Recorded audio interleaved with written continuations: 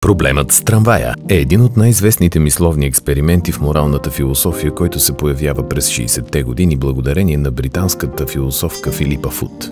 Представете си, че сте ватман и трамваят ви се движи с висока скорост по релсите. Спирачките не работят и не може да спрете. Пред вас на линията има 5 работници, които си почиват и хапват сандвичи. Те нито виждат трамвая, нито имат време да се местят. Трамваят със сигурност ще ги прегази, но има друг вариант. Може да пренасочите трамвая към друга линия. На нея обаче има само един човек, също толкова безгрижен и зает с обяда си. Въпросът, който поставя Фут, е: оставяте ли влака да мине по първия коловоз и да убие 5 души, или дърпате лоста и убивате един? На пръв поглед проблемът е свързан с консеквенциализма. Правилно ли е да жертваш един човек, за да спасиш 5? Но причината този експеримент да е толкова влиятелен е друга. Той изследва разликата между това да позволиш някой да умре и това да участваш активно в смъртта му. Ако оставите влака да продължи, резултатът е трагичен, но вие не сте убили тези 5. Просто сте позволили да се случи. Ако обаче дръпнете лоста, вие променяте хода на събитията и съзнателно убивате един човек, който иначе нямаше да умре. И така, какво избирате? Да гледате безучастно как влакът убива 5 или да дръпнете лоста и да убиете един?